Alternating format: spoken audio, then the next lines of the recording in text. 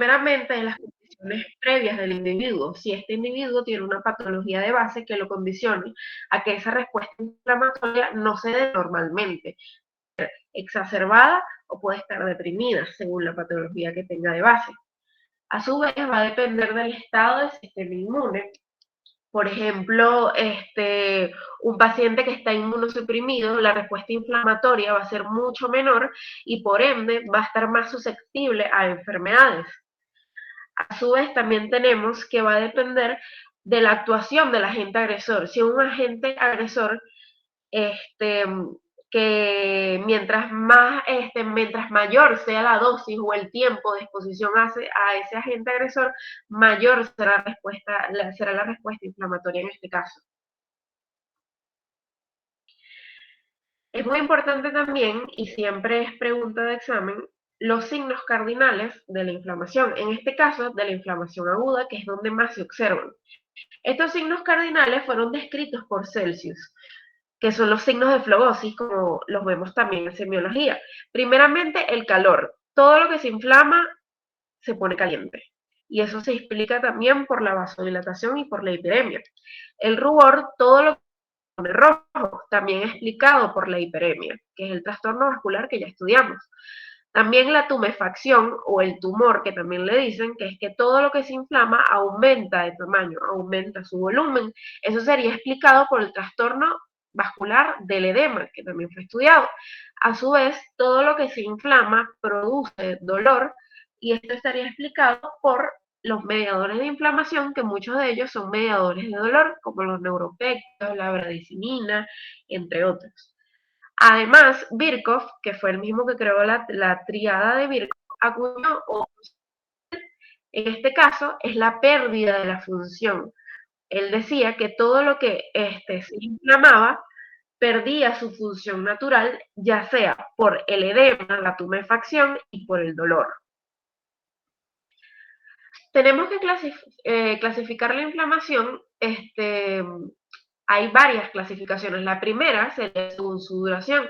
Aquí la vamos a clasificar en inflamación aguda, que es la que vamos a ver hoy, e inflamación crónica.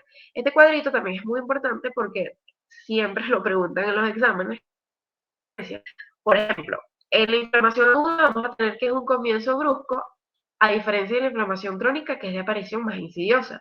La inflamación aguda normalmente dura menos de 15 días. Ya cuando esos 15 días se prolongan, ya sería una inflamación crónica, que es mayor a esos 15 días. En la inflamación aguda vamos a observar estos signos y síntomas cardinales, que son los descritos por Celsius y Birkhoff, y en la inflamación crónica no vamos a ver esa sintomatología o puede estar presente pero muy leve.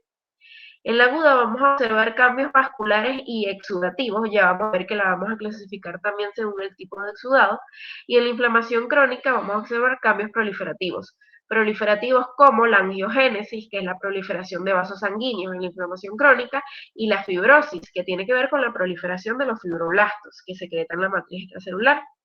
En la inflamación aguda vamos a ver por su parte los cambios tisulares alternativos como la necrosis. Y esta siempre es pregunta de examen, ¿cuál es la célula principal de la inflamación aguda?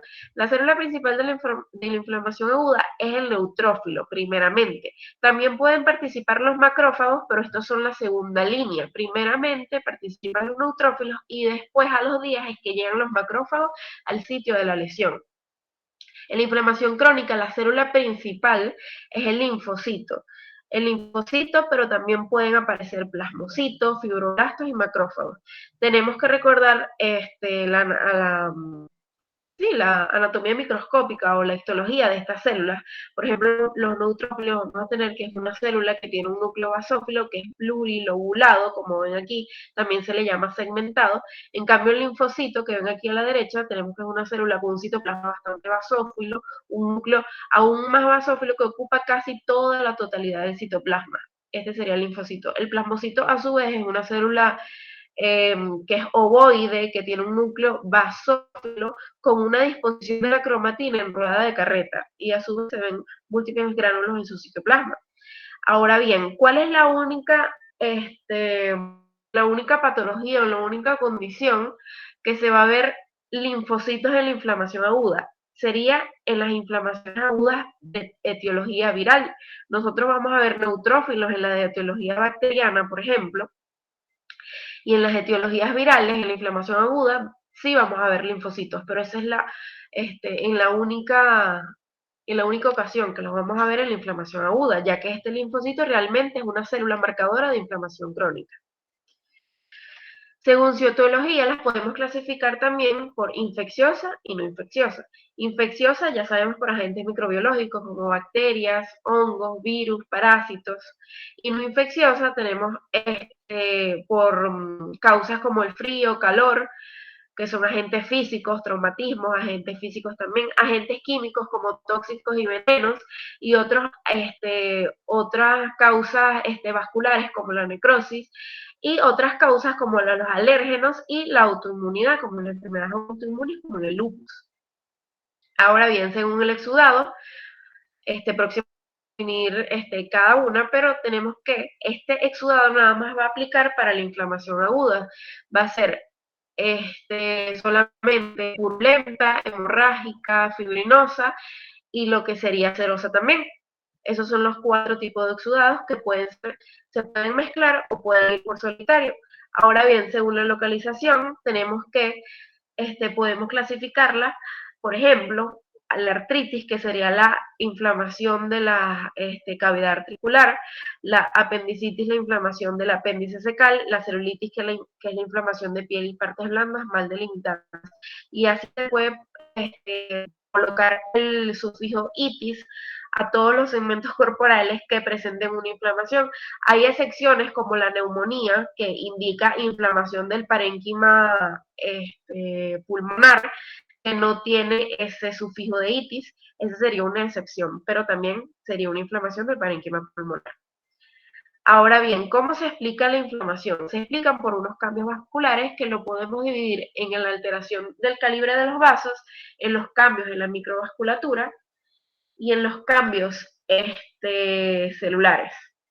Nosotros vamos a observar que hay una alteración en el calibre de los vasos porque primeramente hay una vasoconstricción que realmente no se ve al microscopio óptico, seguida de una vasodilatación, que es la que nosotros vamos a observar al microscopio. La vamos a ver como una hiperemia o la vamos a ver como una congestión, que ya sabemos que es indistinguible al microscopio óptico.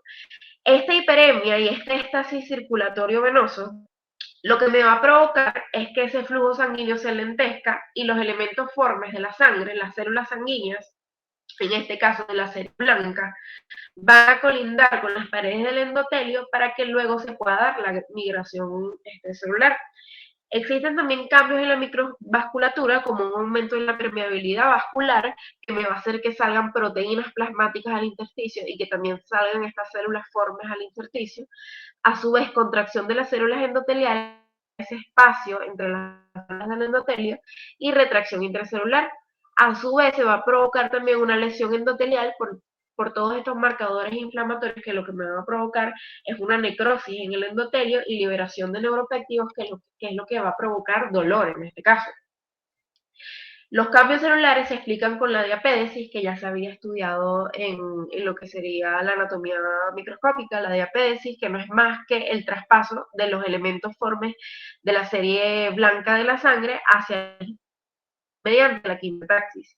Nosotros vamos a ver que la diapédesis está conformada por 3 procesos. Primeramente, una marginación, que es cuando esa célula blanca se acerca al endotelio, una pavimentación, cuando esa célula blanca se adhiere al endotelio, a los receptores del endotelio, para luego migrar hacia el tejido conectivo mediante la quimiotaxis, entendiéndose por quimiotaxis, que es el llamado que tienen las células entre sí mediante interleuquinas para atraer otras células al sitio de inflamación, desde el vaso sanguíneo hasta el tejido conectivo, que es donde está ocurriendo la respuesta inflamatoria como tal.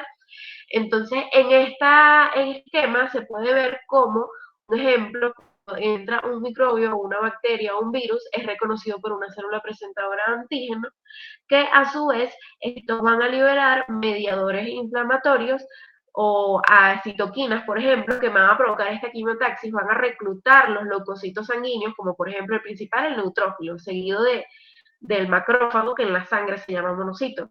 A su vez el neutrófilo sale al intersticio y sale también proteínas plasmáticas y ocurre una vasodilatación, que es lo que me va a provocar el calor y el aumento de volumen y el rubor, que ya lo habíamos dicho. A su vez, el macrófago también sale de la circulación, sale como monocito y luego se pasa a llamar macrófago, por supuesto, y el macrófago es el que va a secretar citoquinas y factores de crecimiento que me va a reclutar a los fibroblastos, que son los que van a sintetizar el colágeno para que se forme una cicatriz y se dé la curación. Pero bueno, ya eso sería cuestión de que se estudie en tercer bloque, porque eso ya es tema más que todo del tema de tercer bloque, que lo van a ver de curación, que es el primero del tercer bloque. En esta imagen que ven aquí, vamos a ver una micrografía de lo que sería un infarto del miocardio. Aquí se pueden ver las células estriadas cardíacas y se puede ver una vénula postcapilar, que es esta vénula que está aquí grandota. Se puede ver que en el centro tiene eritrocitos y células blancas, leucocitos. Y a más aumento se pueden ver cómo estos leucocitos atraviesan la pared del vaso, el endotelio, para migrar hacia ese tejido cardíaco, ya que después de un infarto, como habíamos dicho en la otra preparaduría, después del infarto, después de la necrosis, ocurre una migración leucocitaria de lo que serían los neutrófilos y los macrófagos para limpiar todo ese tejido muerto, y por eso es que 24, 48 horas después de un infarto, si el paciente se hace una hematología, podemos ver que va a haber una leucocitosis, pero no es por una infección, sino que es por un proceso inflamatorio post-infarto. Entonces en esta foto se ve la diapédesis, como esos leucocitos van a migrar, incluso atraviesan esa pared del vaso, para luego estar en la tercera foto de abajo, se ven cómo están rodeando todas esas fibras musculares que están anucleadas, que están muertas, tuvieron necrosis coagulativa, de modo que posterior a eso, posterior a que se dé la fagocitosis por esas células, ocurra la fibrosis, ocurra la formación de una cicatriz. Ahora bien, vamos a clasificar la inflamación según los tipos de exudado. Tenemos el exudado seroso, el exudado fibrinoso, el exudado purulento y el exudado hemorrágico. Vamos a ir uno por uno. El exudado seroso lo podemos ver en pacientes con herpes, con quemaduras. Vamos a ver que ese exudado seroso va a ser un líquido que va a tener muy poco contenido celular, que puede tener muy poco contenido de proteínas y va a ser más que todo contenido de líquido intersticial. Eso puede derivar del plasma o de las células mesoteliales que revisten las cavidades. Este exudado seroso es el exudado líquido más simple, porque solamente está contenido por líquido, que es muy poco contenido en células y en proteínas. El purulento va a ser un exudado sólido que se va a ver en infecciones bacterianas y va a estar constituido por polimorfonucleares, que son los neutrófilos o los segmentados, más detrito celular. El detrito celular son los restos celulares que quedan posterior a una necrosis lipoefectiva. El exudado fibrinoso vamos a tener que estar depositado en la pleura, en el pericardio, en la insuficiencia renal y en los pacientes urémicos. El exudado fibrinoso no va a ser más que una fibrina que va a estar exudada, a diferencia de la fibrina de los trombos, que es una fibrina coagulada. En este caso sería una fibrina exudada. Esto, cuando se adhiere a la superficie, va a formar mallas, como lo habíamos visto en los trombos, que forman unas mallas realmente adherentes y se van a adherir a la superficie formando una superficie porosa y regular. A su vez, se pueden combinar exudados fibrinosos con hemorrágicos, como lo que sería un exudado fibrino hemorrágico, o combinarse un fibrinoso con purulento y se daría un exudado fibrino purulento. El exudado hemorrágico no es más que el producto de una lesión endotelial que ocurrió, salida de los hematíes al intersticio, y esto puede, o sea, solamente se va a ver en hematíes en este caso, glóbulos rojos. Se puede observar en la tuberculosis, se puede observar en las metástasis de tumores, y también puede haber presencia de polimorfonucleares debido a que también salen de la pared del vaso. Todos estos exudados se van a organizar, es decir, se van a transformar en tejido conectivo, menos el seroso, que es el único que se reabsorbe. Esta también es una pregunta de examen. ¿Cuál es el único exudado que se reabsorbe? La respuesta sería el exudado seroso. Otra pregunta pudiese ser, ¿cuál es el exudado sólido más de composición más simple? La respuesta sería el exudado fibrinoso. El exudado fibrinoso solamente está compuesto por fibrina exudada.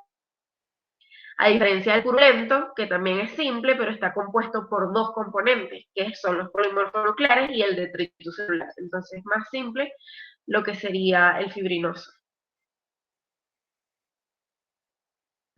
Ahora bien, aquí tenemos una imagen de una quemadura, vemos cómo se forman unas ampollas o unas vesículas llenas de líquido.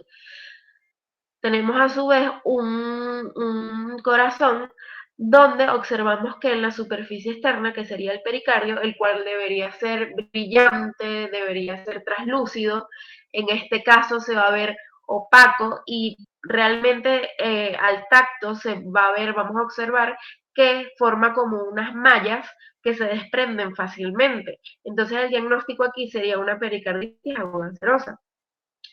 A su vez, en la microfotografía vemos un epitelio de piel, vemos todas las capas de la piel, incluso el estrato córneo aquí arriba, y se ve un espacio ópticamente vacío que separa lo que sería la epidermis de la dermis, y también la epidermis de lo que sería el estrato córneo como tal, que está aquí. Entonces, este espacio ópticamente vacío corresponde a líquido, y ese líquido sería un exudado seroso, así que el diagnóstico sería inflamación aguda serosa. Ajá. En esta foto que está aquí, nosotros tenemos una foto, una pieza de la práctica, un encéfalo, un cerebro. Aquí vamos a ver cómo este cerebro completo, ustedes ya vieron la práctica y saben que tienen que decir el tipo de pieza, cuánto mide, fijado en formol, pero al describir la lesión, nosotros podemos describir que se presenta un exudado de color blanquecino, de consistencia blanda. Cuando ustedes lo toquen van a ver que es blando y que está depositado en el espacio subaracnoideo, es decir, por debajo de las aracnoides y por encima de la piel madre. Por supuesto, porque la dura madre no está presente en esta pieza. A su vez, aparte de ese exudado, nosotros vamos a observar en esta pieza circunvoluciones ensanchadas, fisuras apretadas y vasos lectomeningios de aspecto pletórico.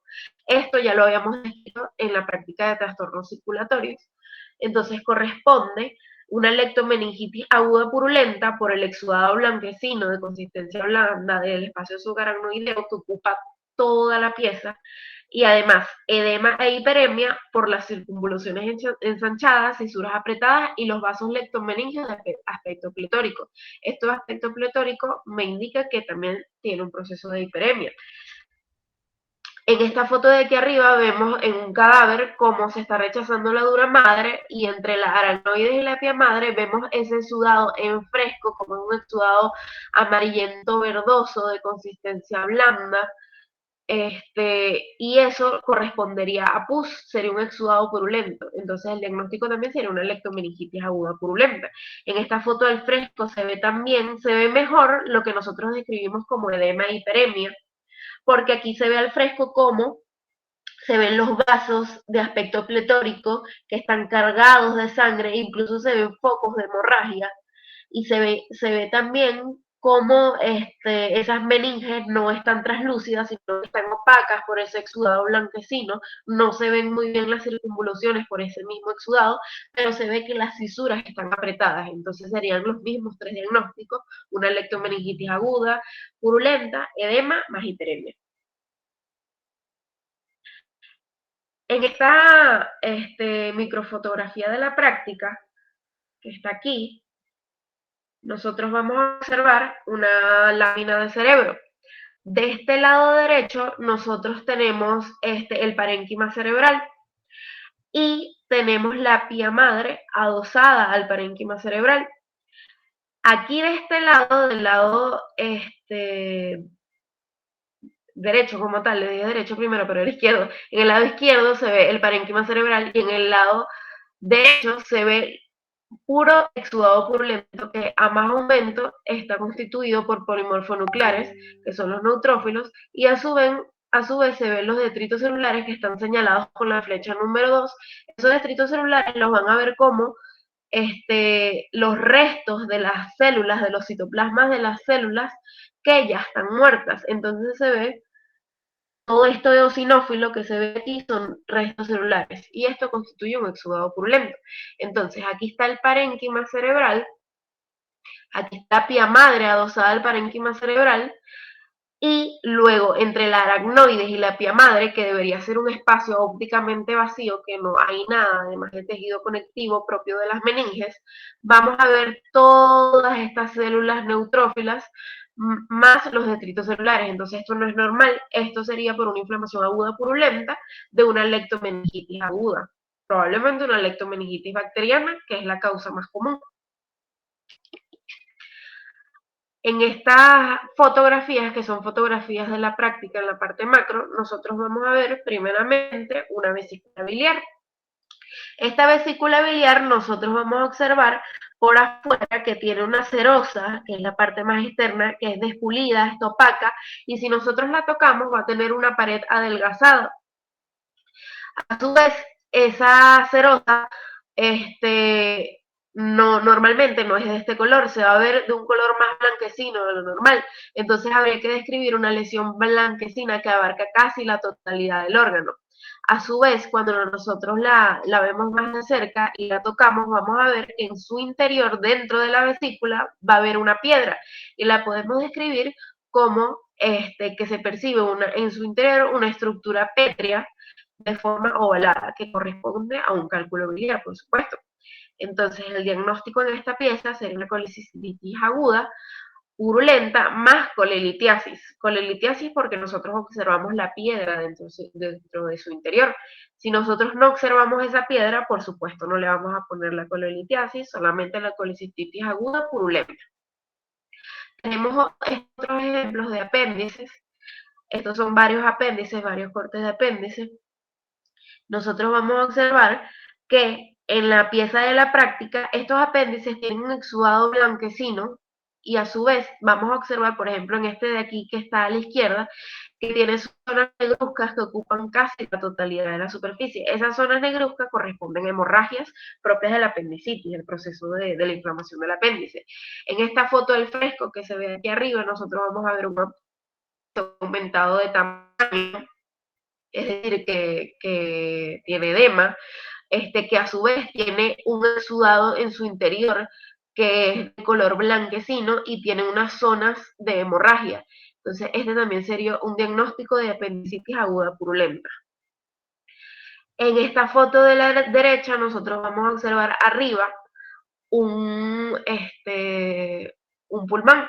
Ese pulmón tendrá una lesión, un exudado de color blanquecino que se ve aquí en la punta, de color blanquecino, consistencia cremosa, que es opaca y abarca casi la totalidad de la superficie externa del órgano. Aquí el diagnóstico sería una pleuritis.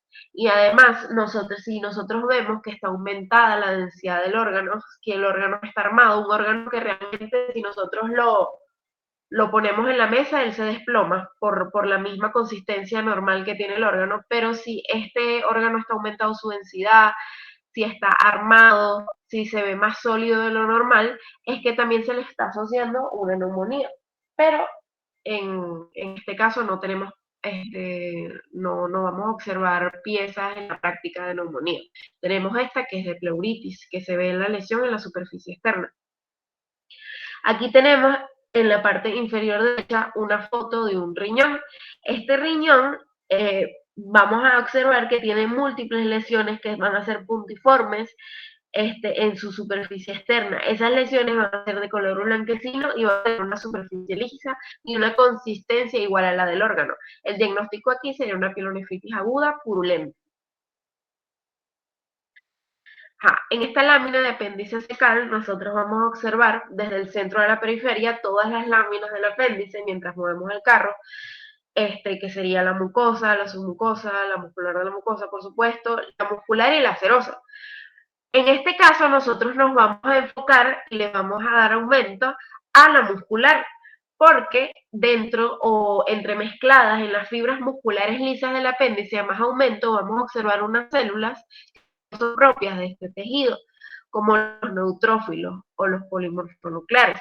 Estos neutrófilos los vamos a observar aquí, incluso aquí en esta foto se ve muy bien porque se ven como tienen el núcleo plurilobulado y se ven bastante basófilas. Entonces, son neutrófilos más dendritos celulares, que son estas estructuras eosinófilas que están al lado de las células, que van a estar entremezcladas entre estas células musculares lisas. Esto me da el diagnóstico de inflamación aguda purulenta.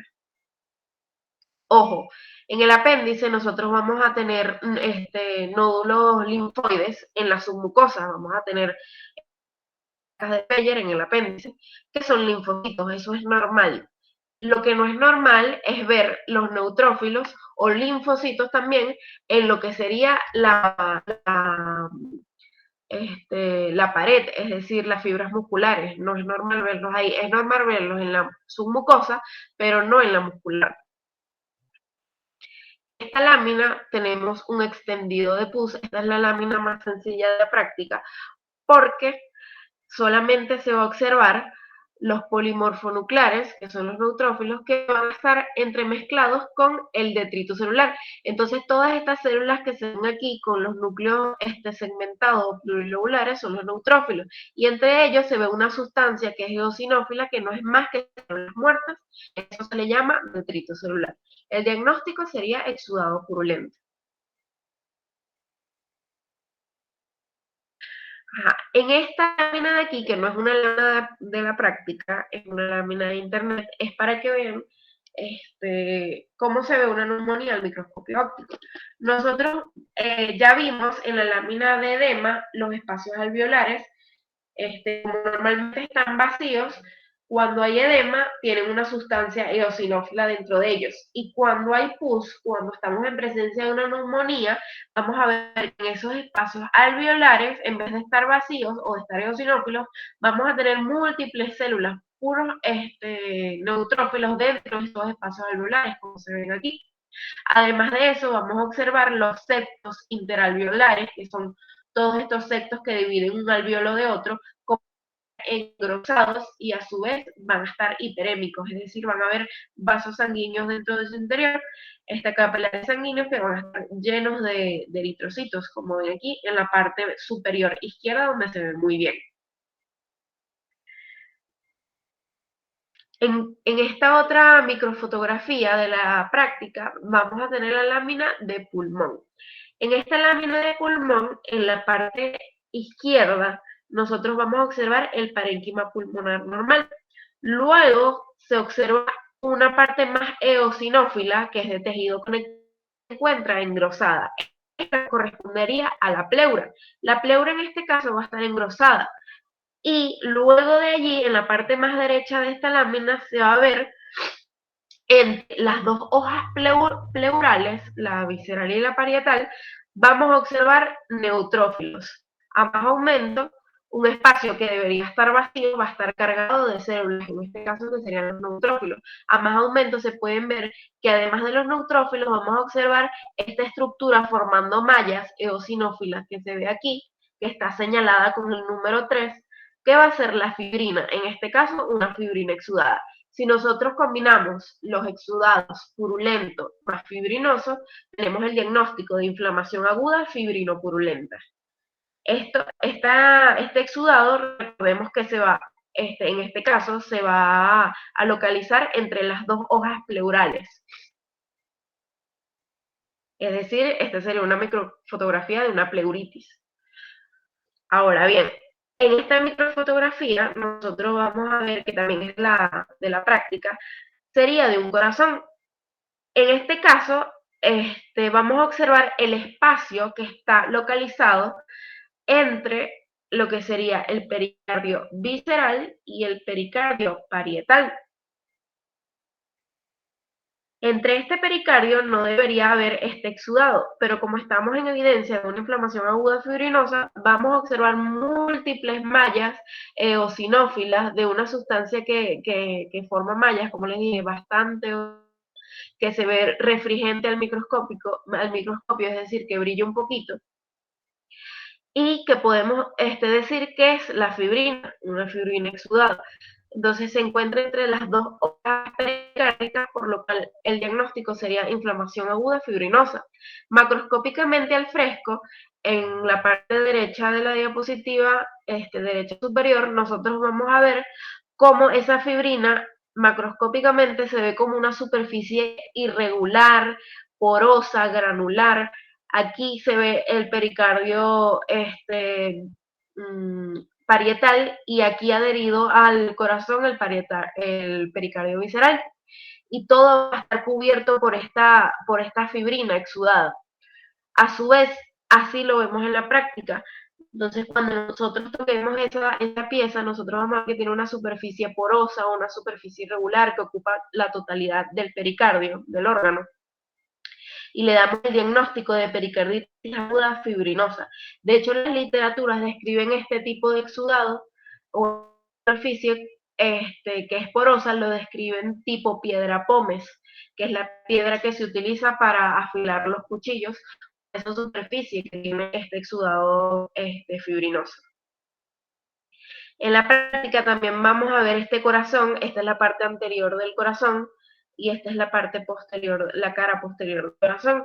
Vemos que este corazón tiene un pericardio que está despulido, que está opaco y además tiene una superficie rugosa y áreas de color pardo.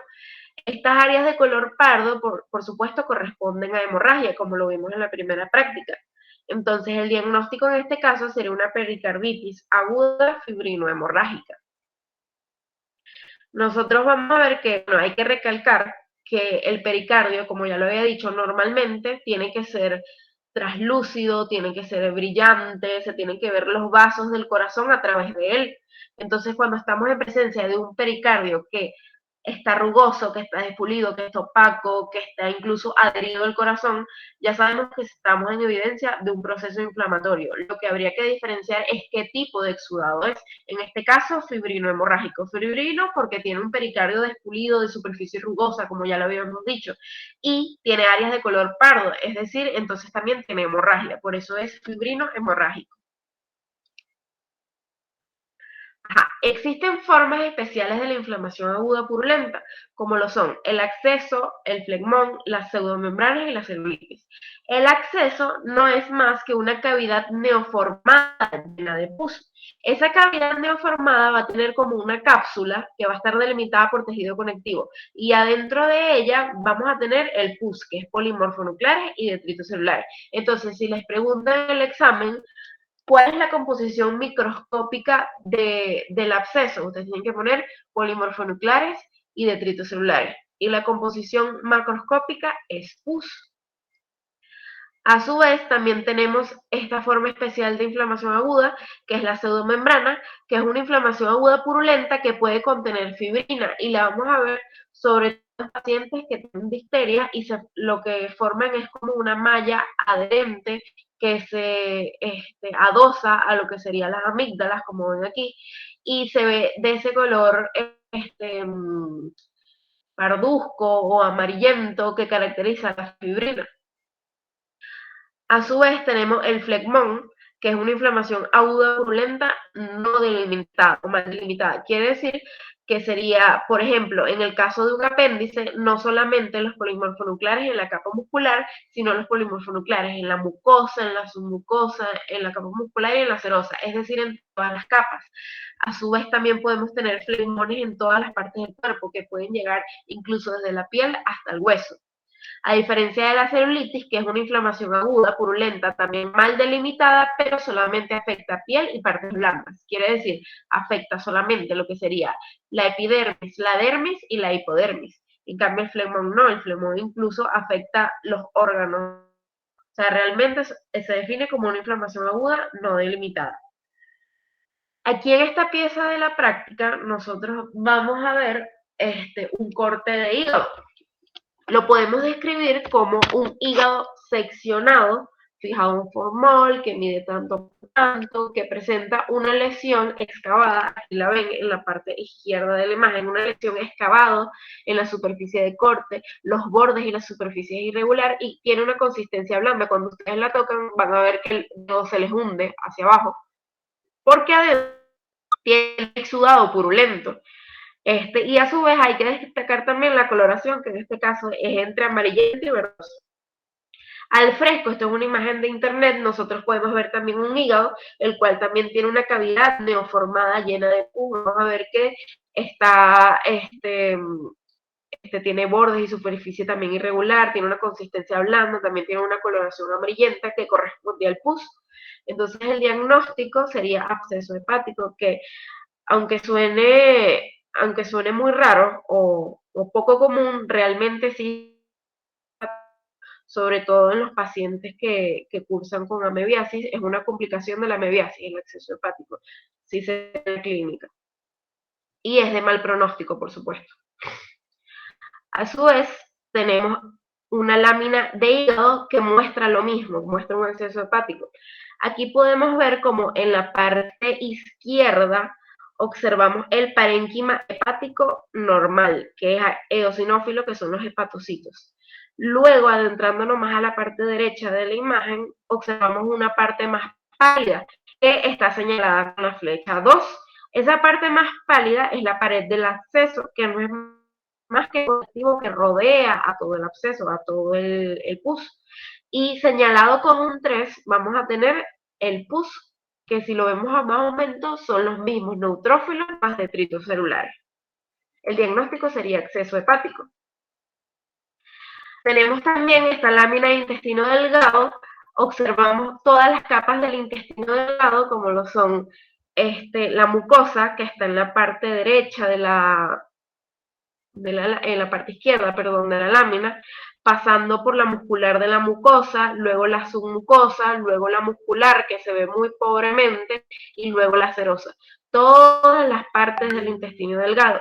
Si la vemos a mayor aumento, vamos a ver que todas van a estar comprometidas con un proceso inflamatorio, que son los polimorfonucleares más detrito celular. Incluso se ve aquí donde estoy señalando, se ve en la muscular como ya básicamente no se ven las fibras musculares, van a estar reemplazadas totalmente por las células inflamatorias y observamos que no solamente en la pared, no solamente en las células musculares, sino también en la mucosa, en la serosa, en la submucosa, vamos a ver todas estas células que a poco aumento se ven como manchas basófilas, como manchas moraditas.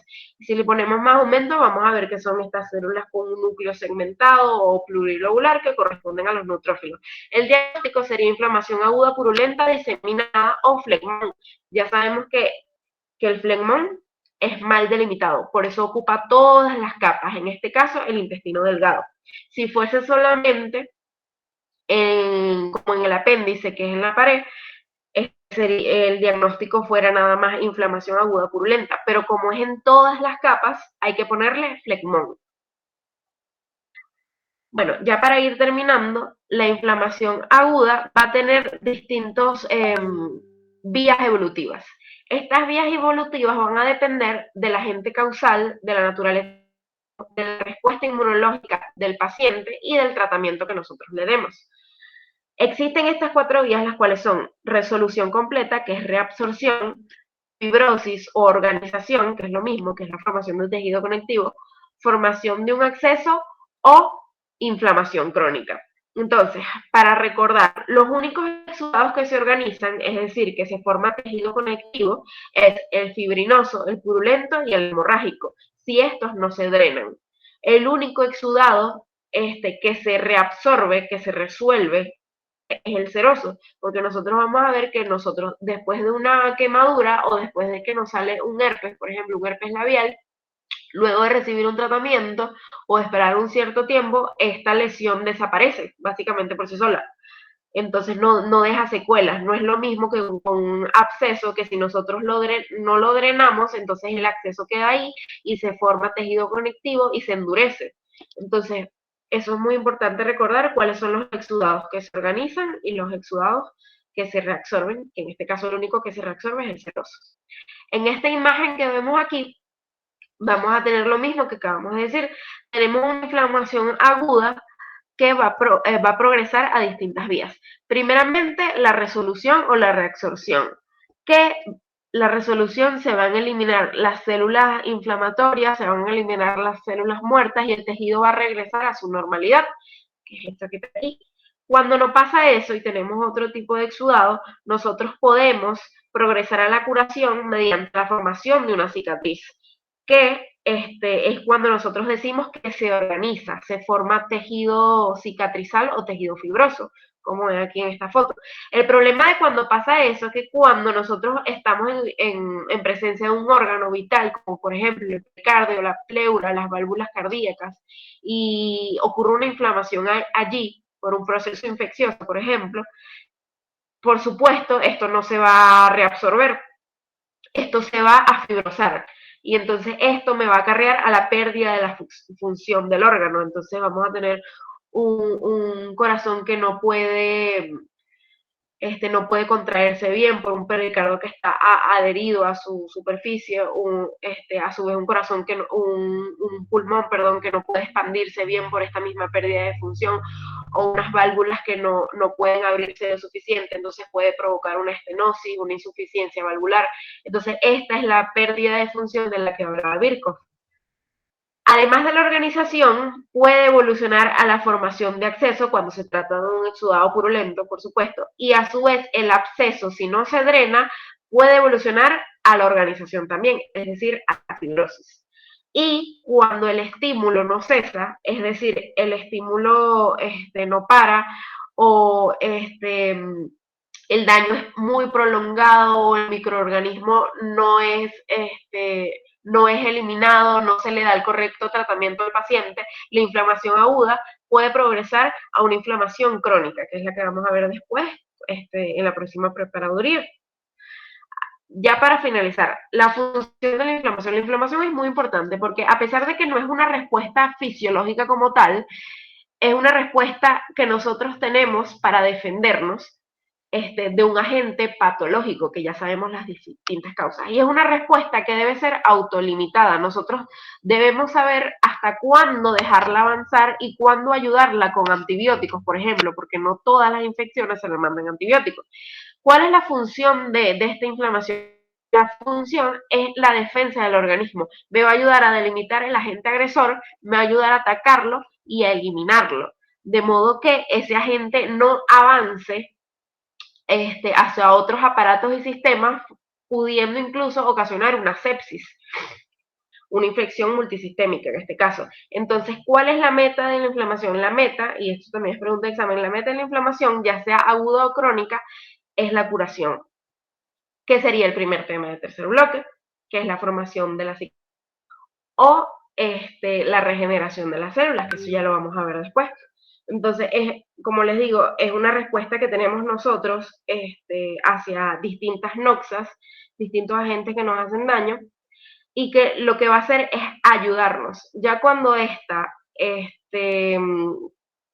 muy exagerada, no se delimita el agente agresor, no lo ayudamos con el tratamiento, ya es cuando supone un problema para nosotros. Pero es como yo digo, hay que dejarla evolucionar para ver cómo evoluciona el paciente sin mandarle de una vez antibióticos, cuando realmente eso lo que hace incluso es empeorar el pronóstico del paciente en muchos casos. Entonces, bueno, básicamente esta sería la preparaduría de hoy. Si tienen alguna pregunta, sobre todo con la parte práctica, estoy atenta a cualquier pregunta. Yo les pasaría las diapositivas y también le pasaría las imágenes que yo tomé de cuando yo estaba en sexto semestre.